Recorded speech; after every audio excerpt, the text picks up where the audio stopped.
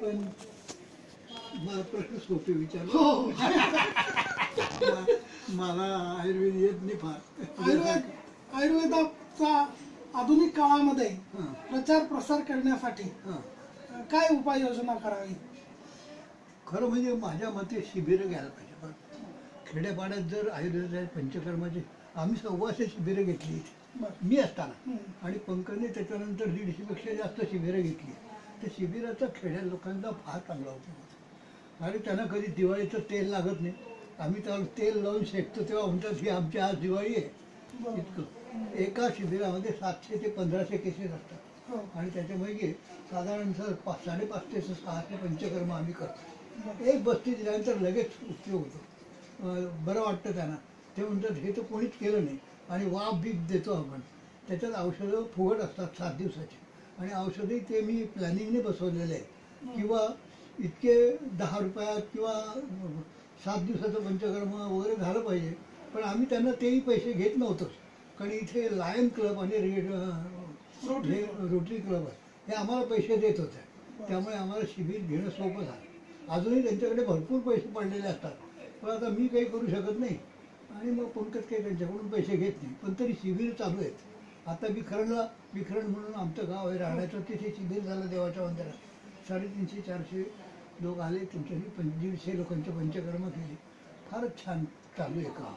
ही एक पहिली गोष्ट. दुसरी गोष्ट अशी की आता सिव्हिल हॉस्पिटल वगैरेच्या ठिकाणी पहिल्यांदा काय झालं मी सांगतो तर म्हणजे हिस्ट्री थोडीशी चालेल ना तेवढा वेळ आहे. कारण मी बडबड सुरू केली की थांबत नाही अशी परिस्थिती आहे. तर काय झालं की मी पंचकर्म चिकित्सालय सुरू केलं नगर परिषदमध्ये. ते त्यांना दिलं. 5 लाख रुपये खर्च करून ते 35 बेडचं पंचकर्म चिकित्सालय असं दिलं. आणि रोजचे आउटडोअरला 600 पेशंट होते, सगळे पंचकर्माचे. लक्षात. एक दिवस काय झालं की आपले जोशी म्हणून अध्यक्ष होते इंडियन आपल्या आयुर्वेद महासंमेलनाचे, पुण्याचे जोशी. हो. गोपाळ शास्त्री, नाही. माधव शास्त्री जोशी. नाही त्यांचे गणेश शास्त्री जोशी. त्यांचे चिरंजीव माधव काय किंवा चंद्रशेखर जोशी. चंद्रशेखर जोशी होते. चंद्रशेखर जोशी ते अध्यक्ष होते. मामा म्हणायचे त्यांना. मामा म्हणायचे त्यांना. बरोबर आहे. ते त्यांनी ते सावंतशी बोलणं झालं असेल. पी.के. सावंत म्हणून आरोग्यमंत्री होते. हो. आणि शालिनीताई जोशी, शालिनीताई पाटील इथे आमच्याकडे आमदार होत्या. हो. तर त्या शालिनीताई पाटील त्या यांना घेऊन आल्या पी.के. सावंतला. पण आम्हाला कळवलं नाही बरं. की आम्ही येतोय वगैरे असं. किंवा आता ते मंत्री होते, ते प्रेसिडेंटला कळवू शकत होते किंवा आम्ही येतोय असं. पण ते न बोलता तिथे आले. आम्ही त्या पंचकर्म चिकित्सालय चालूच होतं. आज बाहेर तांबे घेऊन लोक बसले होते. त्यांनी विचारलं त्यांना हे कशाकरता बसले.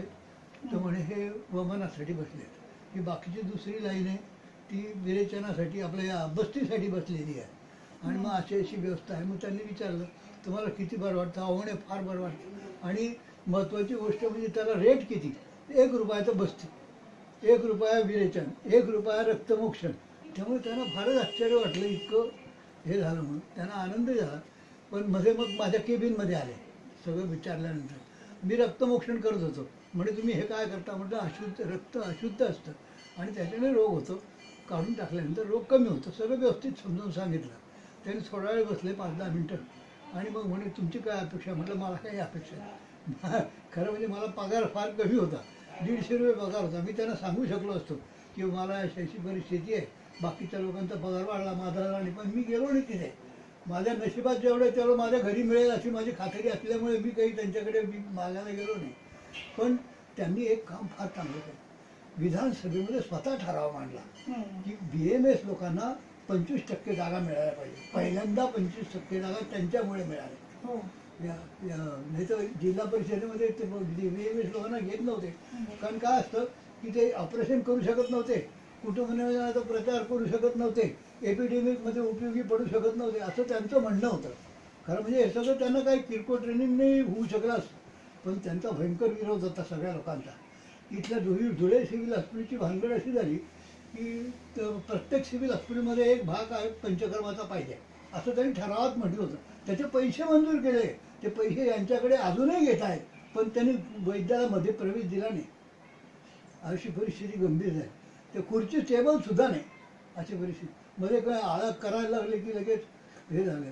तर मग माझ्याबरोबर एक मित्र होते आमचे. हे मी तिथे गेलो त्यांना विचारायला की बा आम्हाला जे व्यवस्था करून द्या, तुम्हाला हा ठराव आहे त्याप्रमाणे पैसे तुमच्याकडे आले तर आम्हाला बसायला जागा द्या.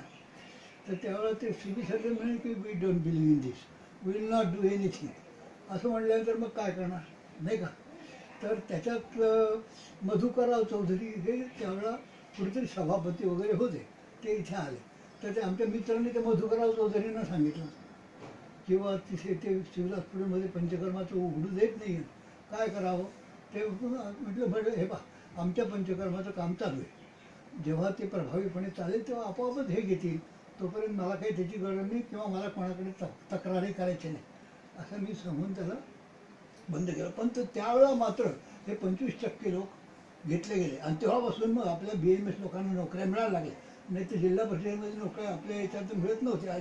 पण ते जोशींची खरंच खटपट होती त्याच्यामध्ये. आणि मग असं सावंत PK सावंतवाडीचे आणि आमच्या शालिनी ताई इथल्या आमदार यांनी मग ते सुरू केलं. तर अशा पद्धतीने पण हातात शिबिर जर घेतले तर आमचं म्हणणं हेच होतं. आम्ही जेव्हा सिव्हिल हॉस्पिटलमध्ये राऊंड मारतो आणि ते अशा प्रकारचे केसेस येतात की ते वर्षानुवर्ष चालूच, त्यांची औषधं सुरूच आणि ते येतात ॲडमिट होतात, थोडंसं बरं वाटतं, लगेच जातात, इंजेक्शनं वगैरे घेतात अशा परिस्थिती.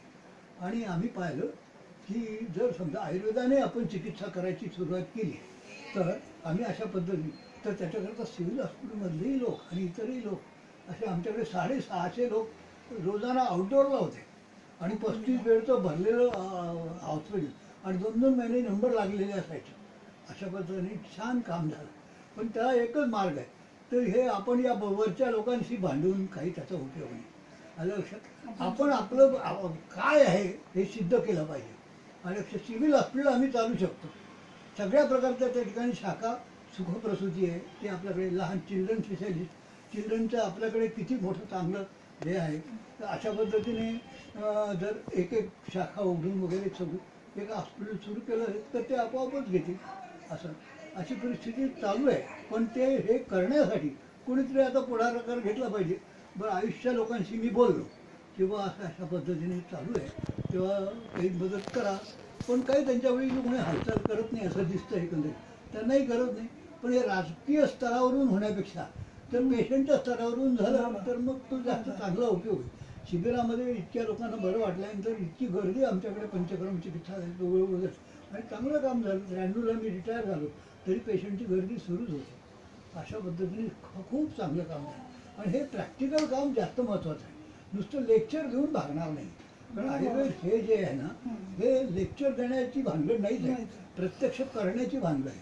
माझं स्किल मिळालं पाहिजे रक्तमोक्षण करण्यात, इझिली देता आलं पाहिजे. श्लोक आहे ना प्रत्यक्ष फलदर्शन. तुम्हाला सांगतो ना मंत्रवत संप्रवक्त इदम आगव सिद्धत्वात् प्रत्यक्ष फलदर्शनात् कोणाला चर्चा करायचा अधिकार नाही असं त्याचा अर्थ न मीमांसेचा अर्थ. कारण एवढी तपश्चर्या झाल्यानंतर तुम्ही आम्हाला विचारणार न वाचता किंवा असं का म्हणून ते चालणार नाही. तर कोणाला चर्चा करायचाही अधिकार नाही. इतकं कडक सांगतो वाटवट असं आहे ना.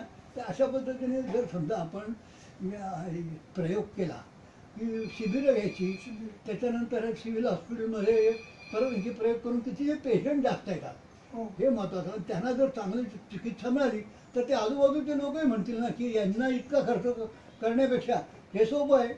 हे एकदा डोळ्यासमोर दिसलं तर मग काही प्रॉब्लेम येणार नाही. तर आपल्या पद्धतीने अशाच पद्धतीने की राजकीय पद्धतीने किती याच्याकडे जा त्याच्याकडे जा, कोणी लक्ष देत नाही, कोणी पाहत नाही वगैरे. हे तर त्यांनी स्वावलंबी स्वतःहून केलं म्हणून झालं. दुसऱ्या कोणी राजकीय याच्यात कोणी तसं करत नाही, ती कोणी दिली नाही. मन त्याच्यानंतर ब्लड प्रेशरसाठी विरेचन आणि बस्ती, हार्टच्या रोगासाठी बस्ती, हे 3 गेलं तर हे आयुर्वेदाचे ट्रिपल अँटीजन आहे. हे ट्रिपल अँटीजन जरी समजा आपण नेहमी विद्यार्थ्यांना सांगून त्यांच्याकडून करून घेतले तर अनायसे केवढा मोठा 3 आठवड्यानंतर डायबिटीस कोणाला राहत नाही असं आमची गॅरंटी आहे. आणि त्यासाठी काय करता आपण? 3 आठवड्यानंतर तीन diabetes राहत आठवड्यानंतर नाही 3 आठवड्यानंतर काय करायचं मी हा, सांगतो कसं ना. करायचं सर? वेळ आहे ना पण तुला डायबिटीस ते डायबिटीस बद्दल सांगा हा मला. डायबिटीसचं असं आहे की एकदा वमन दिलं हा, की हे काय करतात की पॅन्क्रियाज आहे तिथून पीपी सेल्स आहे तिथून इन्सुलिन कमी पडतं म्हणून डायबिटीस होतं इथून येतपर्यंत पण पॅन्क्रियाजच्या अगोदर आमाशय आहे ना हो. तर आमाशय हेतू संशोधन आहे आमाशयाचं शोधन झालं मग फक्त इतक्या गोष्टी आम्ही करतो आम्ही हे केसेस रिपोर्ट तयार करून डायबिटीस तज्ज्ञापुढे जाऊन 15 केसेस घेऊन गेलो होतो माझ्या खर्चाने तेव्हा मला 150 रुपये पगार होता अशी परिस्थिती गंभीर होती पण तरी त्यांनी त्याकडे पाहिलं सुद्धा नाही अशी परिस्थिती आहे त्याच्यानंतर मग आम्ही डॉक्टरकडे गेलो नाही आणि कोणाला समजून सांगायचा प्रयत्न केला नाही आमचं काम करतो आणि त्याच्यातून काहीच नाही तर एक वमन पहिल्यांदा त्याच्यानंतर शिलाजतू तुला मध्या मधुमेह शिला किती मात्रे शिला 1 ग्रॅम रोज 1 ग्रॅम रोज सकाळी हा, तुला म्हणजे 4000 ग्रॅम हो तर तिथपर्यंत होईपर्यंत मग जास्त दिवसाचा असलं तरच करावं लागेल हो, हे हो. काही करायची गरज नाही त्याच्यानंतर दुसरी गोष्ट मेह हा जो रोग आहे हा मेह म्हणजे संस्कृत शब्द आहे हो. त्याचा अर्थ पाणी असा होतो हा. हा तो प्रमेह असा अध्याय आहे. हा, बरं, अच्छा. एक मिनिट. प्रमेह याचा अर्थ जास्त मेह जास्त पाणी हम्म. आणि मधुमेह म्हणजे गोड पाणी हो. होतं काय की 1 लिटरपेक्षा जास्त किडनी आपली बाहेर पाणी फेकत नाही हम्म. आणि 1 लिटरपेक्षा जास्त जर पाणी घेऊन घेतलं तर ते धातू घटकात पडून राहतं आणि धातू घटक कसे गोड आहे आपले आजन्म सात्म्यात कृती धातूनाम प्रबलम बलम असं म्हटलेलं आहे हम्म. ना ते गोड धातूमध्ये पडल्यानंतर गोड होतं तेवढं पाणी पचायला इन्सुलिन लागतं हम्म. मुळात इन्सुलिन कमी निर्माण होतं असं नाहीच आहे हम्म. अशी परिस्थिती प्रत्येकाला परमेश्वराने अन्याय कोणावरच केलेला नाही हम्म. परंतु आपण तसं ते त्याच्या विरुद्ध वागतो म्हणून गोड हे होतं ना तर त्याच्याकरता पाणी 1 लिटर घ्यायचं ते सिद्ध जल असतं बरं. आता जे गोड पाणी आहे ते चयापचय क्रियेमुळे आणि या वमनामुळे बाहेर निघून जातं हम्म. त्याच्यानंतर मग आतमध्ये जर आपण कडू पाणी किंवा तिखट पाणी आतमध्ये घातलं तर गोड पाणी राहणार कुठे हे 3 आठवड्यात काम होऊन जातं सिद्धजल कोणतं मग वापरता? नागरमोथा नागरमोथा. सिद्धजल हा. आणि सुंठीजल बरं. एवढं आम्ही वापरतो बरं. तर त्याच्यामुळे तिखट आणि हे आतमध्ये पाणी जे गोड असतं ते निघून जातं मग जाणारं पाणी कसं असतं तर मुस्ता हो. म्हणजे हे आहे तो कटू रस तिक्त तिक्त रसाचा रसाचा. आणि शुंठ कडी रसाची हम्म. ते त्यावेळेला ते दोषांप्रमाणे थोडंफार इकडे तिकडे करून देता येतं हम्म. अनुबंधित दोष यायचं पाहून त्याप्रमाणे जर आपण 1 लिटर पाणी घ्यायचं त्याच्यामध्ये नागरमोथा टाकायचा दिवस 24 तासात जेवणानंतर जेवणासुद्धा हम्म. त्याच्यातून पाणी प्यायचं दुसरं पाणी प्यायचं नाही फक्त आंघोळ त्याच्यातून करायची नाही बरं. हा. तर अशा पद्धतीने पाणी झालं त्याच्यानंतर 2 मुद्दा म्हणजे शिलाजतू हम्म. दुसरं पाणी तिसरा मेहेशु धात्री निशे असा हो. शब्द हो. तर धात्री निशे म्हणजे आम्ही धात्री नाही म्हणत तर त्रिफळा बरं. आणि निषेध द्विवचन आहे हो. तर निषेध द्विवचन आहे याचा अर्थ असा की हळद आणि दारुहळद दोन्ही घ्यायचे. दोन्ही आहे म्हणजे त्रिफळा 50 ग्रॅम हळद 50 ग्रॅम आणि दारुहळद 50 एकत्र करून 1 चमचा 3 आठवडे घेतले की 3 आठवड्यानंतर कोणालाच डायबिटीस राहत नाही शुगर बिगर सगळी कमी होऊन जाते बरं. दुसरं काही नाही शिलाचा जो आहे सकाळी पाणी कमी हो. हं, आणि हे आणखी एक त्याच्यातला मुद्दा असा महत्वाचा आहे हम्म. की वमन प्रत्येकाला घेणं कठीण आहे हो. आणि ते येत नाही आणि आपल्याकडे आल्याशिवाय त्यांना काही वमन देता येणार नाही मग त्यांना आम्ही असा विचार करतो हम्म. की आठवड्यातून एकदा उपवास उपवास. संध्याकाळी बरं. आणि महिन्यातून 2दा उपवास 2 एकादशी असतात हो. हा ते मात्र गरम पाणी आणि लाह्या याच्याशिवाय एवढंच दुसरं काही खायचं नाही अशा पद्धतीने उपवास केला की पहिलं सगळं पचून जातं आणि दुसऱ्यासाठी जागा नाही होतं शुगर कमी आणि जास्त होण्याचा प्रश्नच येत नाही अशा पद्धतीने आम्ही ते प्लॅनिंग केलं बरं. त्याच्यानंतर आम्ही ते 13 केसेस केले होते त्यावेळेला आता नंतरही काम सुरू आहे तर 13 केसेस मी घेऊन गेलो होतो ते रिपोर्ट पहिले नंतर दुसरे असं करून त्यांच्या पुढे मांडलं पण त्यांनी पाहून घेतलं आणि निघून गेले ते अशी परिस्थिती झाली त्यामुळे मी परत विचार नाही केला त्याचा पण आता विद्यार्थी जातात ते सगळं करून राहिले आता सतीश भट्टर हा माझ्या याचा आहे हो. श्रीरामपूरला हम्म. तो मधुमेहाचं काम त्याने घेतलेलं आहे पंकज पवार ते ट्युबरक्लोसिसचं काम घेतलेलं आहे हो. तो यवतमाळा त्याने तू भेटलाच असेल त्याला तर त्यांनी ट्युबरक्लोसिसचं हॉस्पिटल उघडलं आहे आयुर्वेदिक पद्धतीने आणि त्याचं ट्रीटमेंट काय तर वासा घुरतं 50 ग्रॅम 5 दिवस 6व्या दिवशी बसती तो तेलाचा कारण टीबीला आपण मलम ही तसं विटबलम असल्यामुळे निर्वस्ती देत नाही झालं त्याच्यानंतर रक्तमोक्षण आणि लगेच दुसऱ्या दिवशी वामन. एकदा वामन घेतलं की पिंपरी रसायन. ह्या याच्यावरच मला दुसरं बक्षीस मिळालं होतं ना याच्यात. टी व्हीचंच पहिल्यांदा हे केलं ना आयुर्वेदिक पद्धतीने. सेवा संघानेच मला ते आता बस हं. तर अशा पद्धतीने चालू आहे.